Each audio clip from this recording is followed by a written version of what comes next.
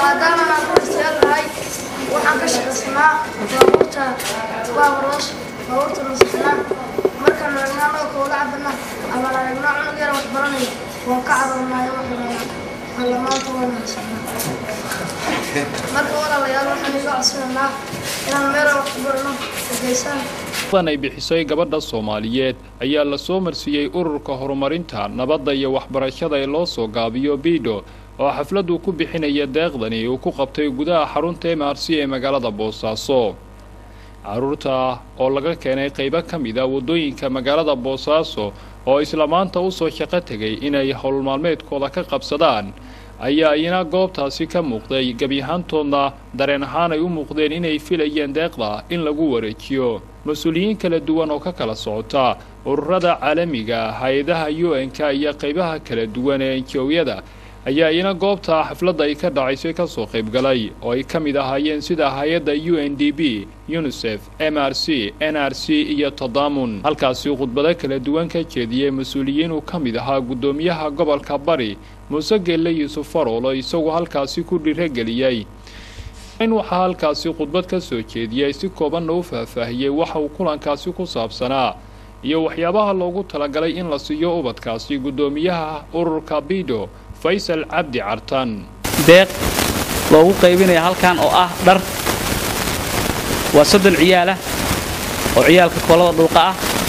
waxaan ugu talagalnay inaan gudoonsiino surwaal ishaar midkiiba waxa soo diyaariyay barnaamijka isku soo dabariday ururka horumarinta nabadda iyo waxbarashada BIDO iyo gobolka iskaashanaya waxa deeqdan gacan ka geystay gabar Soomaaliyeed oo la yiraahdo Nicmo Xuseen Faarax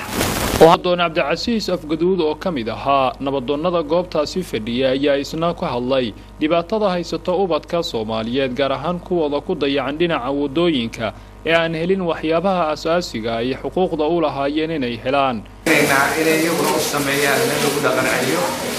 waxa la kaysaan ilmo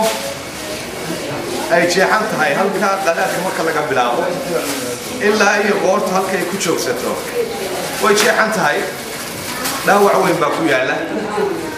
meelaha nabarrada iyo qoonta lagu kala qaato marka adeegtid in badan oo ka sahlan baa joogta laakiin iyagu waxaad moodaa inay gariya magala yihiin maxaa yeelay cid ku xisaabtamaysa cid dabagelaysa cid xuquuqdooda ilaalinaysa midna ma jirto caruurtan oo inta badan ku dhibaataysan qaybo kamid ah wadooyinka magaalada ayaan jirin cid si gaar ah u taakulaysa sida uu sheegay nabadoonkuna waxa tani looga fadhiyaa qaybaha kala duwan ee bulshada Soomaaliyeed inay ka damqato oo ay wax u qabtaan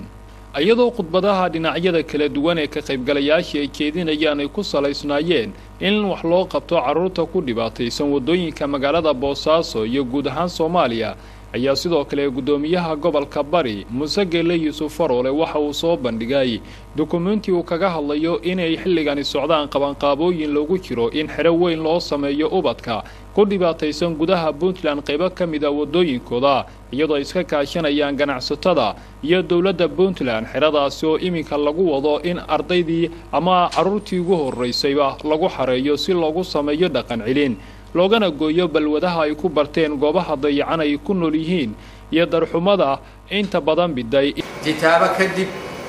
waxay u horeysay oo lagu xirayo centerkaas iyagana kolley dhibtooda ma yaraanayso dhaqaale bay u baahan yihiin waa garan kartaan intay u baahanayaan laakiin kolley waxaa la isu xilqaamayaa in noloshooda dib loogu soo cesho noloshii caadiga ahayd magaalada dhibaatada ay ku hayaanna laga xareeyo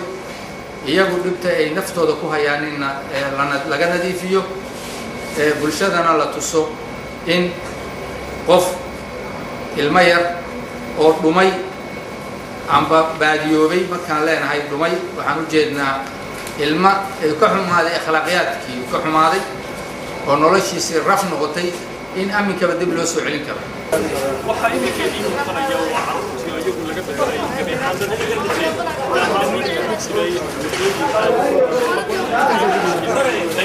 wadooyinka waxaana taariikh kula gelisay nimcooda oo iyaduna gabar Soomaaliyeed oo iminka dhex taagan isla markaana ku sababtay in arrintani ay noqoto mid wax weyn u tarta dadka Soomaaliyeed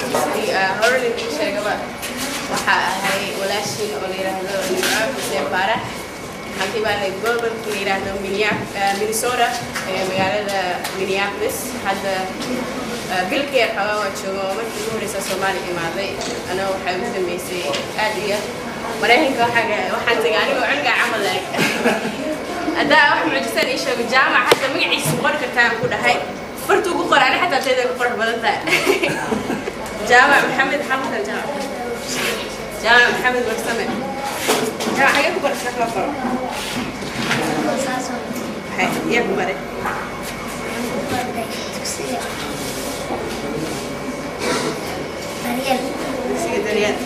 markii la dhahay jaamaca markii laga hadlayay balwadi waxa soo dhaay aniga waliga balwad ma taabano koola macay waxa si fiican ahay oo dhahay waxa dhaasaas ku sii wad insha Allah ilmaha waxay baahan yihiin mustaqbal anigana naga sugayaan waa walaalaheen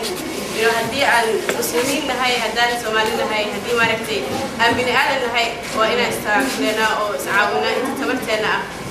macallin kulli haan jiray jaamacada wax markasta dhihi jiray take care of each other or perish